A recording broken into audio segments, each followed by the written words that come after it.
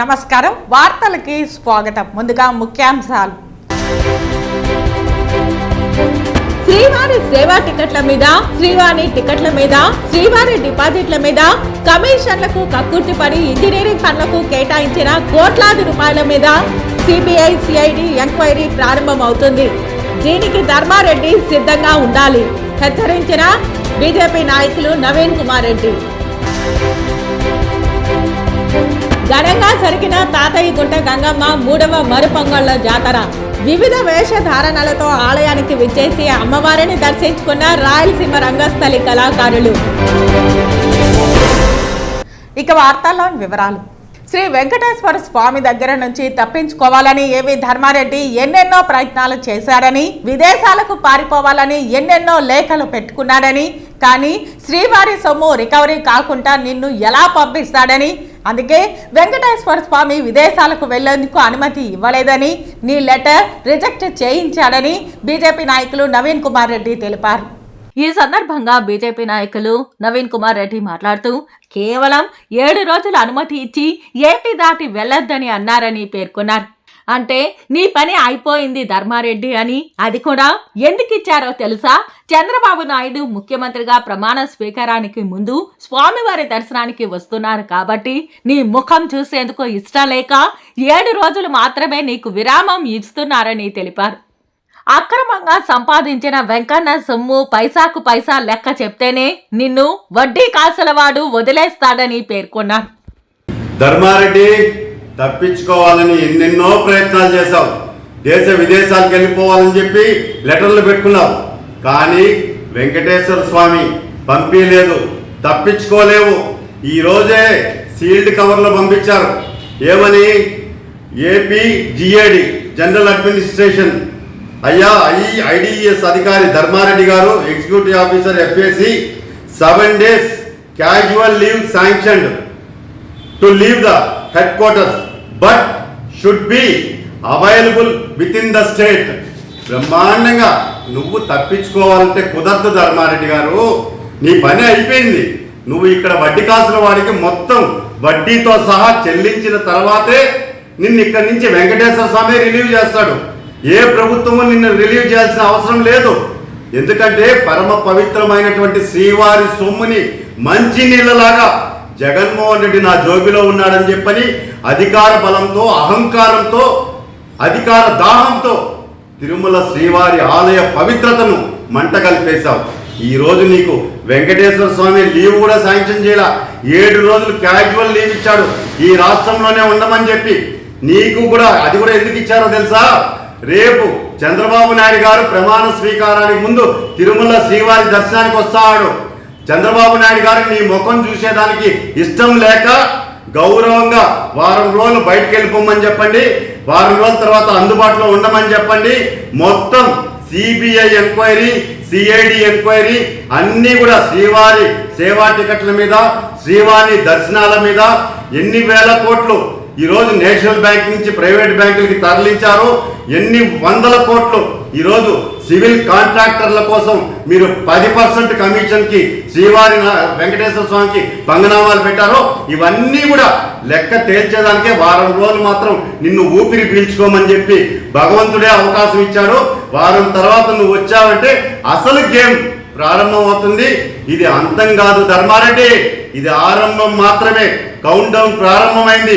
అందుకే ఈరోజు 7 రోజుల విరామం ఇచ్చాడు భగవంతుడు ఊపిరి పీల్చుకోమని.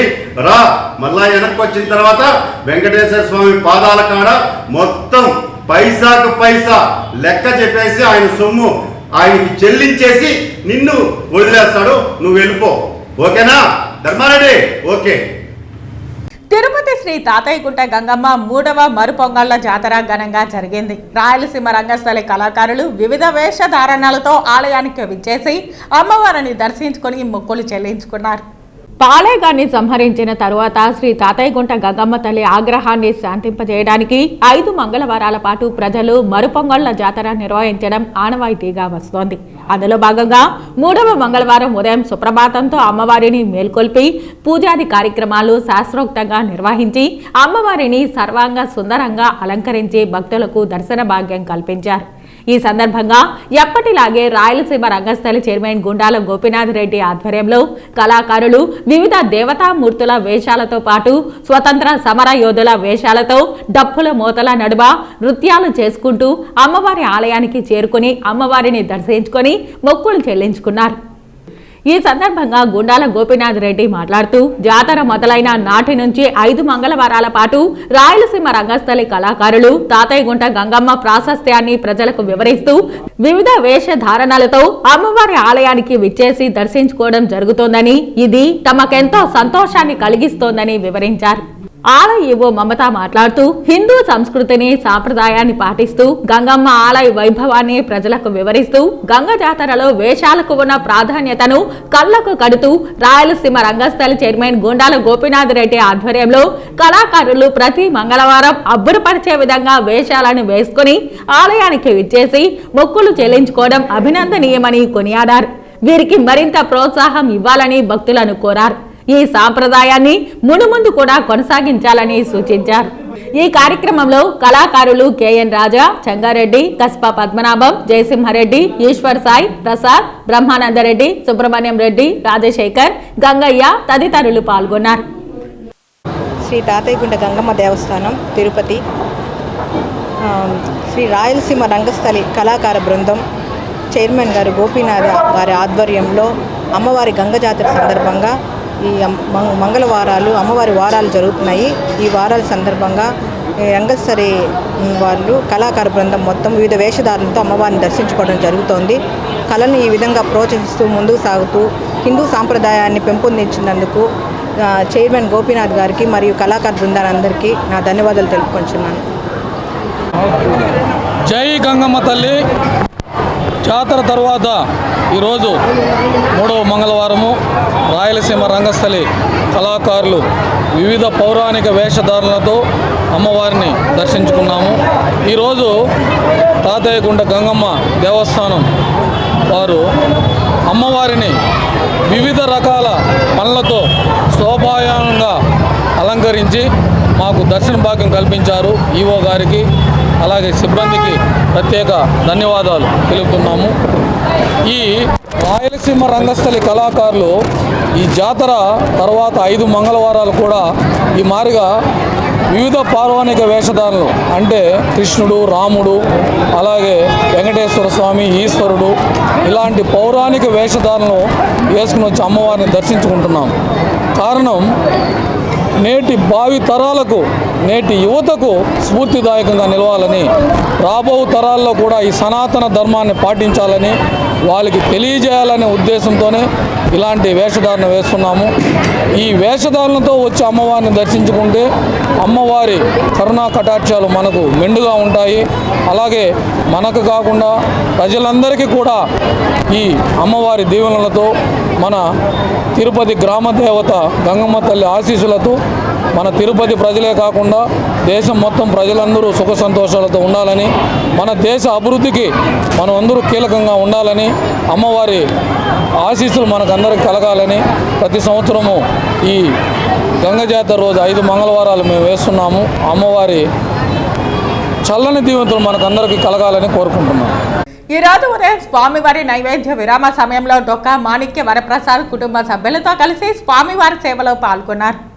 దర్శన అనంతరం ఆలయ రంగనాయకుల మండపంలో వేద పండితులు వేదాశీర్వచనం అందించగా ఆలయ అధికారులు పట్టు వస్త్రంతో సత్కరించి స్వామివారి తీర్థ ప్రసాదాలు అందజేశారు. అనంతరం ఆలయం వెలుపల వచ్చిన ఎమ్మెల్సీ మీడియాతో మాట్లాడుతూ టీటీడీ ఆధ్వర్యంలో ఆది జాంబవంతుడు టీటీడీ ఆలయం కట్టాలని, గుంటూరులో అరుంధతి మాత ఆలయాన్ని నిర్మించాలని స్వామివారిని కోరుకున్నానని అన్నారు. రాష్ట్రంలో కొత్తగా ఏర్పడిన ప్రభుత్వంకి అభినందనలు తెలిపారు. చంద్రబాబు నాయుడు, పవన్ కళ్యాణ్, బీజేపీ నాయకత్వంలో బడుగు బలహీన వర్గానికి న్యాయం జరిగేలా చూడాలని డొక్కా మాణిక్య వరప్రసాద్ తెలిపారు. సందర్భంగా రాష్ట్రం ఏర్పడిన నూతన ప్రభుత్వాన్ని కూటమి నాయకత్వంలో ఏర్పడినటువంటి ప్రభుత్వానికి శుభాకాంక్షలు. చంద్రబాబు నాయుడు గారికి, పవన్ కళ్యాణ్ గారికి, పురంధేశ్వరి గారికి ముగ్గురికి కూడా శుభాకాంక్షలు తెలియజేస్తా ఉన్నాం.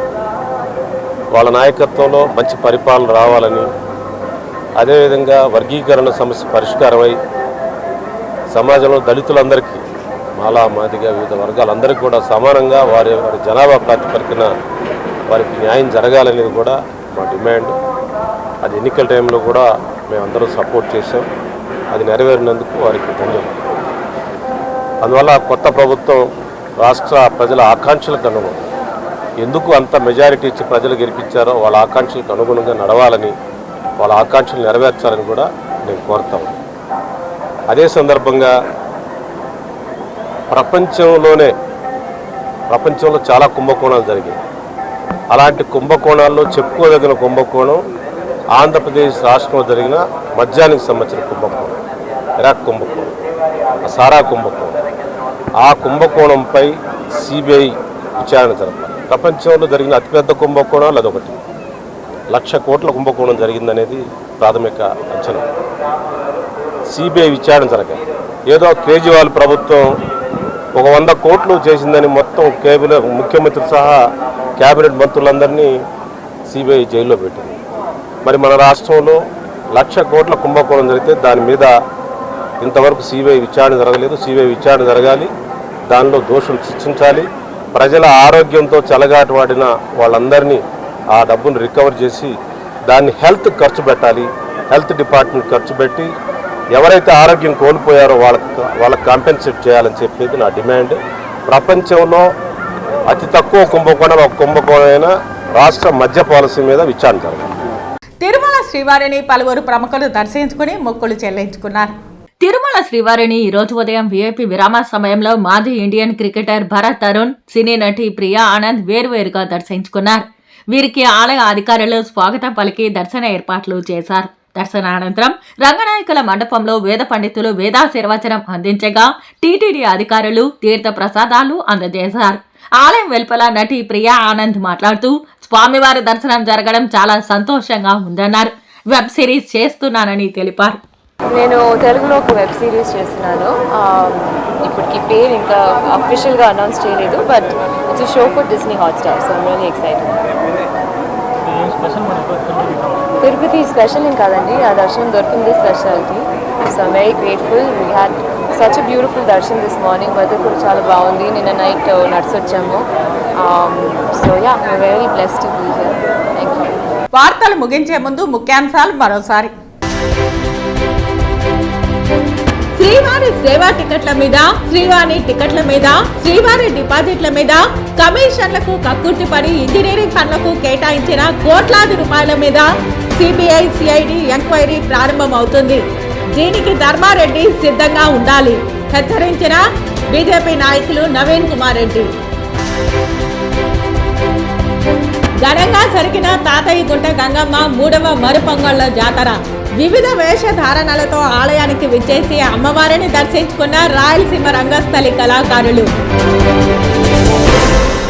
ఈ వార్తలు ఇంతటితో సమాప్తం. నమస్కారం.